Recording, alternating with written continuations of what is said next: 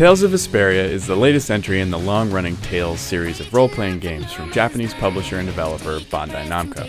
Known for its story-driven design and real-time battle system, the Tales series is enormously popular in Japan and has a relatively niche following in the United States. For the series' current generation debut on the Xbox 360, Namco Tales Studio chose an illustrated anime style that falls somewhere between Tales of the Abyss on the PlayStation 2 and Eternal Sonata, another recent Namco-published RPG with a cel-shaded look.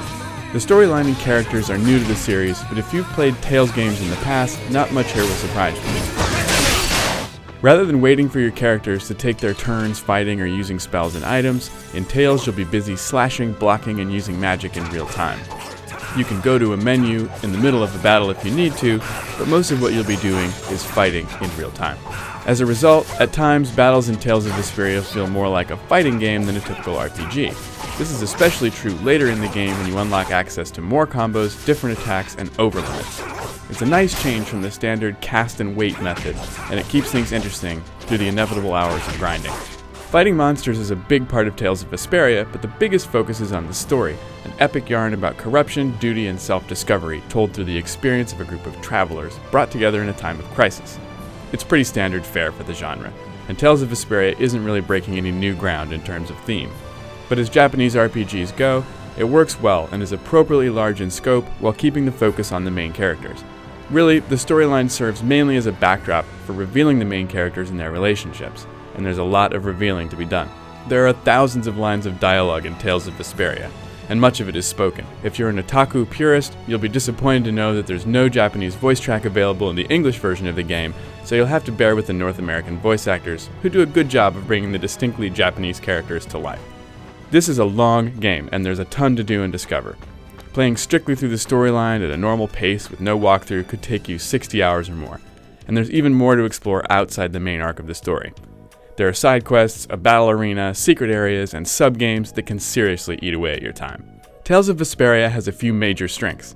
First, the character designs and animations are top-notch. They've been crafted with care, and it shows throughout the game. Second, although linear in nature, the story is quite expansive and well-paced, and despite its flaws, does a good job of investing you in the characters and their fates. Finally, the real-time battle system really spices up the action and does a better job of making you feel like a leveled-up badass near the end of the game than a lot of others in the genre.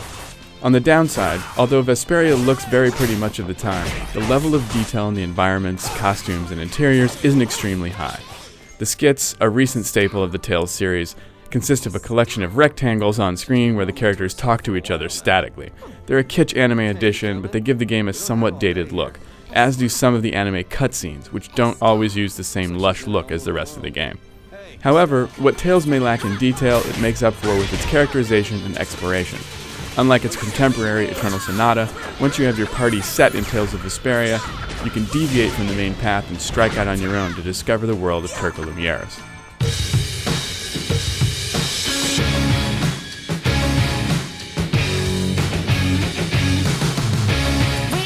If you're a fan of Japanese RPGs and have never played a Tales game, Tales of Vesperia is a great introduction to the series. The characters are engaging, the story, although at times cliché, is on a grand scale, and the battles are intense and rewarding. Also, one of the characters is a pipe-smoking dog named Rapide who fights with a blade. What more do you need to know?